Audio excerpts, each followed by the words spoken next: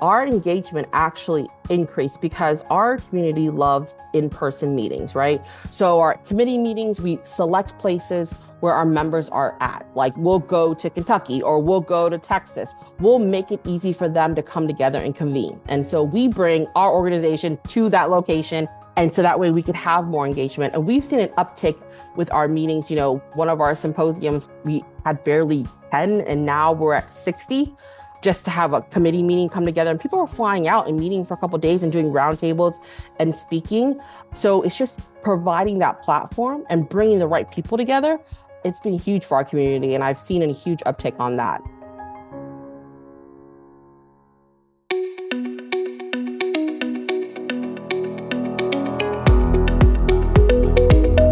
This is Associations Thrive, the podcast celebrating successful associations and their leaders.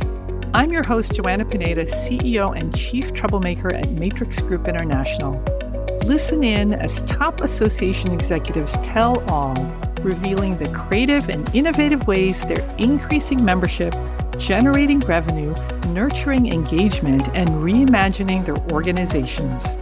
By the way, if you've launched a new initiative, created new member services, or updated your governance structure and are seeing great results, I want to hear your story, and so do my listeners. I'd love to have you as a guest. Go to podcast.matrixgroup.net and apply to be on Associations Thrive. Now let's dive into this week's show. Today, I'm speaking with Leakhena Swett, President of the International Liquid Terminals Association, or ILTA. Leakhena, welcome to the show. Thank you so much for having me. I'm excited to talk to you today. Leakhena, tell us about ILTA. Yes, we've been around since 1975. We're located here in Washington, D.C. We are the only trade association that represents exclusively terminal liquid members across the U.S. and across the world. Leakhena, what is a liquid terminal? Liquid terminals facilitates and stores transfer of bulk liquids, such as crude oil, fuels, chemicals, liquid fuels. It's so essential to the supply chain. It's often referred as the most important industry that you've never heard of, just because we are responsible for the safety and the movement of liquid bulk transports. So these are terminals like at ports, or are they also inland? Like, where are these terminals? They're everywhere. There's tank farms all over the U.S. I love to say when you drive down 95, you see the huge white large tanks or different colors. Those are our members. Oh. Those are our members that do the storage. Yes. And it's easier when you have a visual picture of what our members do and what they're responsible for. But those are our bulk liquid terminals. Ah, so your members are responsible for the storage and the movement of liquid. Yes, through rail, boats, trucks, pipelines. So it's very essential to the supply chain. Now, Leakhena, you mentioned things like crude oil, but what about food liquid, like milk? No, I think there's certain things like molasses, palm oil or olive oil. So things that are able to be stored and withstand for long periods of time to be stored. I see. I haven't heard of milk yet. But that's perishable and can't really be stored. Exactly. So just some examples for you is the molasses part, the palm oil, the olive oil, things that can be stored for long periods of time. Wow. Okay, so who exactly are the members of ILTA?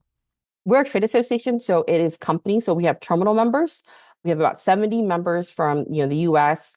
We have members, also supplier members that are about 300 supplier members. They're the people that provide the resources, the technology to our terminal companies. So we have members, as you've seen on our website. Our current chairman is from Kinder Morgan.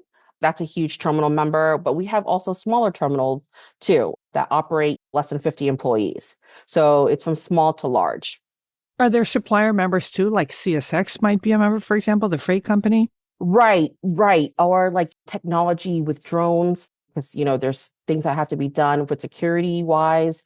And that's why it's so important that we have a diverse group of suppliers. We have about over 300, and they offer services or cleaning, painting, technical to consulting. anything you can think of that you need to run your terminal operations, our supplier members help with and support that.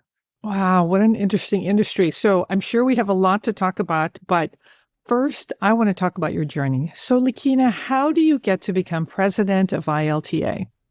So I started with ILTA in 2019, but before then, I've been in the association industry for over 20 years. I tried consulting for a couple of years and helping associations with their technical endeavors, looking for new association management systems, website implementations. And so I did that. And I was brought on with ILTA to kind of develop their membership and marketing. They didn't have a membership department at that time. So there was structure with billing and things like that, but actually having someone dedicated to member services. So ILTA was growing at that capacity and they needed someone to oversee that. So when I started in 2019, I came in and helped with membership and build the membership department and marketing department. And then from there, I moved my way up. Wait, hang on. You were brought in to build up the membership department, but you came in as a tech consultant. Yes. How did that happen? So I worked for a consulting firm, and as the project was ending, it was recommended that I come in because of my background in associations, but also my technical background with, systems to maybe explore an opportunity to be a full-time membership director again, because that's what I was doing before then. And I was excited. I did consulting for a couple of years, but I was ready to come back to the other side of it and work full-time again at focusing on one association. So that's what got me to where I'm at today, just starting that journey of being a consultant to moving on to a full-time employee in 2019. So you became a full-time employee and then you moved up. You were interim president and then you became president. Yes. How does that happen? So I was with ILTA for a couple of years. I mean, I worked my way up from director to senior director to vice president, just slowly going through and learning every facet of the organization. When you're membership, it's like one of those things where you get the opportunity to learn what everybody does, because what you're doing is communicating membership value. You're communicating what an organization does. So I took every opportunity to basically shadow the current president, shadow the vice presidents, shadow whoever I could, and just be part of those meetings and be part of the strategy and work directly, with the board, and just worked my way up from director to vice president to executive vice president, then interim president last year. Leakhena, what's it like to be someone with a tech background who eventually moves into an executive position? What's the mindset and the training that you need? So I think you have to be flexible, but also willing to learn and understand that you do not have all the answers. It's about listening. I think what's important about technical background is we are about the details, right? We see a project from beginning to start. So I take those skills that I learned looking for systems or being a fractional CIO, I take that kind of thinking and that strategic mindset and putting it into everything you do as an executive, because it's important. There's a start date, there's a finish date, there's a goal, there's a wish list. I mean, that's everything you want to do for an organization. But I think it's really important to partner with your staff and then also with the board of directors to understand what their goals are and listening and figuring out what the members' vision is too, because that's what you're trying to do. You're here because the members are here and they joined your organization. So you want to make sure that the value is there. So it's a lot of listening and humbling yourself and understanding that, hey, you're brought in to lead and to guide, but also to be a part of a team on every facet of an organization. Wow. Well, congratulations on that journey. Oh, thank you so much. I appreciate it. Let's turn to ILTA. How's membership? So right now, we're seeing a steady amount of engagement and retention. The climate right now is certain terminal companies are being acquired and there's an acquisition process. A lot of these things takes time. Acquisitions or companies that are buying and selling, it takes time and there's a process. But I think what's important is at that time is you stay in constant communication with members, because, some companies are acquired by another company and they could, the members that you have can be combined or can be acquired by another member company or non-member company, right? So I think it's very important to stay in communication. We follow all of the news of our members and our non-members, press releases are going out, or just staying in constant communication. Our board right now is about 15 board members. from different terminal companies, which is very important that you constantly stay in communications with them and working with them because they know the industry. They are the boots on the ground of the industry. So I think that's important, stay in constant communication to figure out what's going on, but also sharing the value and making sure the value is passed on and they know the value of being a member of your organization. Wait, so hang on, let's rewind a little bit. Yeah. Are you seeing more M&A activity in the last year than in previous years? Or is that just constant? It's just constant in this industry. Sometimes, the larger companies, it's public and sometimes it's not public. What's great about this industry that it's a very tight-knit community and they're very forthcoming. They're like, they'll let me know like, hey, we might not be able to renew this year because we might be acquired by X, Y, and Z. But once we get acquired, we can talk about membership then. But that's potentially really disruptive, right? If you've got a whole bunch of companies going through acquisition, I mean, you lose Right. 10 terminal members. That's a big percentage of the membership. Oh, it's a huge risk. And then it's a risk that we keep at the forefront of what we do and what we plan for in the organization. I think for associations, you continually want to prove the value proposition, but also giving that message of we're here for you, regardless of different acquisitions, that our organization is stable and that we're here to listen and also here to be able to provide some insight and maybe a community that you still need during the changes of the acquisition. So I think the community side of it has been very tight knit still, regardless of acquisitions. It is a risk and it's disruptive. But I think if you stick to your mission and your vision and the values of your organization and you keep that as the forefront and the constant, and you try to mitigate your risk by trying to think ahead, like, okay, we need to think about non-dues revenue, developing new programs. Are we reaching the right people? What new members are we reaching out to?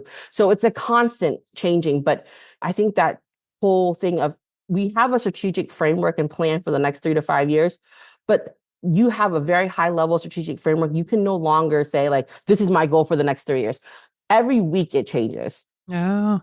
So that whole thing about the long range plan, I think you have to be flexible in this kind of climate, regardless, with the change of administration, the change of what's going on in the world, you know who you are as an organization and the core of it. But at the end of the day, you have to be able to be flexible. Leakhena, what's been the impact, for example, on dues and individual participation from these mergers? And are you tracking that?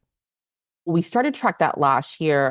We've implemented some new serving tools and gotten our expert consultants to help us with that. So that way we can plan and strategize off of data and understanding where the value is. Our engagement actually increased because our community loves in-person meetings, right? So our committee meetings, we select places where our members are at. Like we'll go to Kentucky or we'll go to Texas. We'll make it easy for them to come together and convene. And so we bring our organization to that location. And so that way we could have more engagement. And we've seen an uptick with our meetings. One of our symposiums, we had barely 10 and now we're at 60 just to have a committee meeting come together. And people are flying out and meeting for a couple of days and doing roundtables and speaking. So it's just providing that platform and bringing the right people together.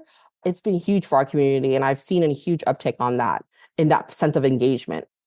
Well, speaking of in-person meetings, you've got your annual conference coming up in June. Yes. What's new with conference this year? We're so excited for our 2026 show in Houston at the Marriott Marquis and the GRB Convention Center. Our conference this year, we are actually adding in an accreditation part to it.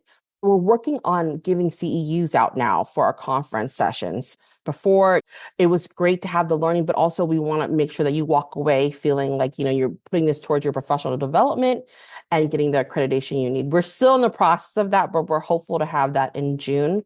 We're listening to the surveys, and one of the biggest things that people come to our event is for networking and for learning and engagement, right? So we have thought about the journey, the persona of the attendee and the member. So now we're adding more opportunities. We're cutting the sessions down shorter. Oh. But we're also adding more time for intentional engagement. So we're going to be doing roundtables. We're planning to ask our attendees ahead of time topics or things just to have a repository of maybe some things that we can talk about or what's going on in the industry. And then having, this room and dividing people up and just giving people a setting to just connect and network with each other without us interrupting those conversations. We want it to be something that is organic and not us constructing every movement. So topical, but not structured. Correct, correct. You have to think about it this way. People are taking off time from work. People are flying out. What are you trying to get? When you walk away from our show, what is your why? What are you trying to get from this event? We want to make sure that you feel that you're getting the value that you need. That's just our conference portion. In our trade show portion, we have over 300 exhibitors in the expo hall. Some of the networking events that we're doing is Women in Terminals. It's the third year we're doing this. We're highlighting the women in the terminal industry, the leaders in our industry, and creating recognition, but also ways for all of us to come together as a community. Okay, so I'm curious about this networking. How will you structure them so that people feel like they got to talk about the things they wanted to talk about, and yet the conversation wasn't necessarily structured? Talk to me about how you're going to group people and move them around and facilitate those discussions. Right. So before, what we used to do is we had tracks. This is the first year that we're going to do away with tracks because we're trying not to box you in. Ah, If you're like, okay, I'm health and safety, I'm not going to go to the security track because that's not my specialty. But everybody needs to know about security. Everybody needs to know about health and safety. So we took away the tracks. And what we're doing this year is giving you icons and legends and saying, hey, this is a health and safety, but this is something that you should all look at, right? So what we're going to be doing, actually, this is going to be an exercise that we're doing in February with our board, is because our board is the one that are sending their employees or their staff to these events. Is like, what are you trying to get out of it? Like a terminal operator, what does their journey look like? What does a roadmap look like? What does networking look like? What's the appropriate conversations that you feel like they would get information out of? So it's us guiding, but not formally. It's like, okay, these are your options, and this is what falls under health and safety or security. But we don't want to now say like, hey, this is the only track you're going to go to because you're health and safety, right? Because naturally, I tend to go to tracks that are more to my job, but we want them to open up and think about other sessions and to explore and not just their lanes. ah. Well, what about the conversations? So are they going to be in roundtables? How are they going to find those tables? Yeah. So what we're going to do is we're going to have roundtables. Of course, we have our amazing staff there that are going to help with facilitation with each of the roundtables. But what we'll do is we'll do it by topic base, and there will be corners of the room. For our first year, we're going to keep it as simple as possible. I think that's so important. And then we're going to engage in using our mobile app and making sure that we are using the mobile app correctly. Because, sometimes they do an event mobile app and it's just like, okay, like survey, check, schedule, check. But we're going to use this to do scoring and gamification and actual like engagement. So we want them to take this conversation after the roundtable to the next level with connecting with each other after the show. Neat. Yeah, but for right now, since this is a new idea, we are going to try to keep it as simple as possible and do what we do well, is bring people together, organize topics, and then hopefully it will organically happen. It's worked with us in a smaller subset of a group. So this time we're doing it with about 550 to 600 people. So I'll let you know afterwards, but this is something exciting that I think our members are going to enjoy. Well, that's super exciting. We'll have to have you back and you can tell us how you do topical but not structured networking where people are moving around for 600 people, because that's going to be a trick. I completely agree. And I think, you try to forecast and try to think about, okay, what are the things that you're trying to do? What's your goal here and what you're trying to achieve? Only way to really test it is just test it out and see. Yeah, 100%. Leakhena, let's turn to something different. I've spent a bunch of time on your website, and advocacy is very prominent on the website. So what's advocacy like in 2026 for a trade association under this administration? And what's important to you this year? For us in 2026, we moved into DC. Our headquarters is now, we are a block from the White House. Oh, where were you before? We were in Roslyn before. Oh, you were in Roslyn, Virginia. Okay. Yes, Roslyn, Virginia. And now we have a brand new headquarters. Advocacy is the forefront of our organization, and that's why our members have us here. We have a strong advocacy team along with consultants that help us. We are constantly meeting with regulators from EPA. We were on the Hill. I think it's important that we are here located in DC. That way we can represent our membership.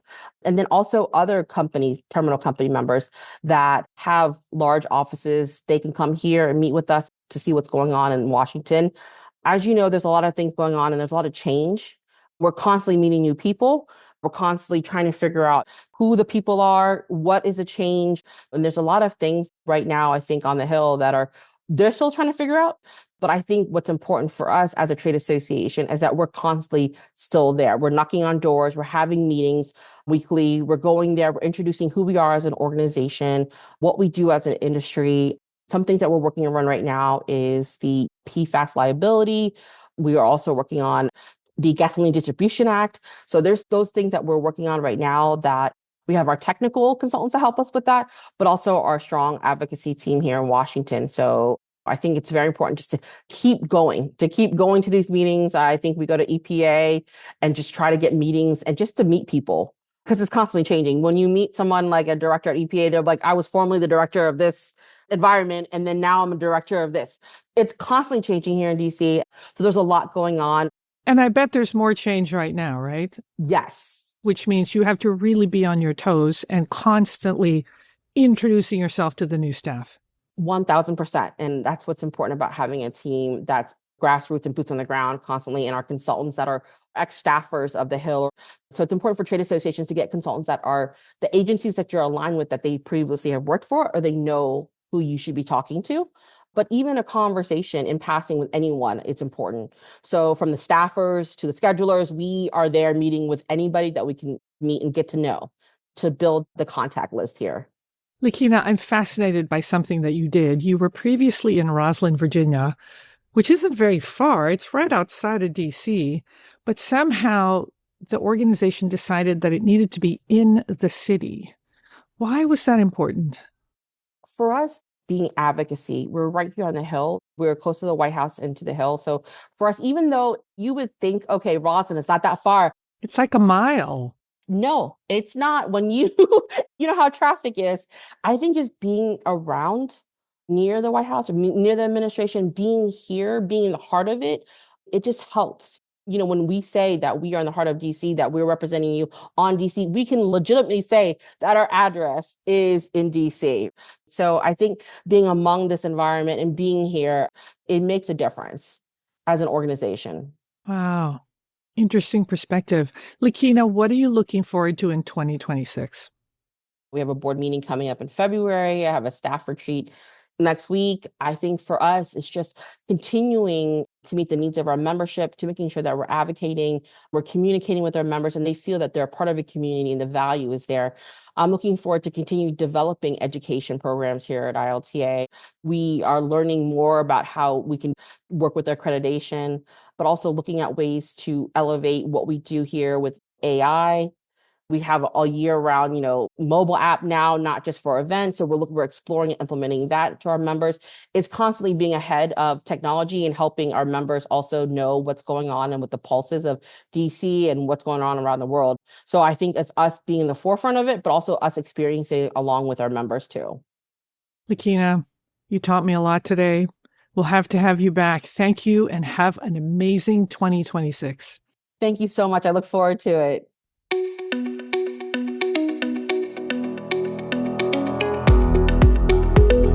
Thanks for listening to Associations Thrive. We're so glad to have you here. My personal mission and the mission of my company, Matrix Group International, is to help associations and nonprofits increase membership, generate revenue, and thrive in the digital space. I want to hear stories of how your organization is thriving in today's challenging landscape. Please apply to be on my show by going to podcast.matrixgroup.net. By the way, do you need help with a digital initiative? Maybe it's a website redesign, a new membership database, or a hybrid meeting that you're planning. I'd love to connect with you.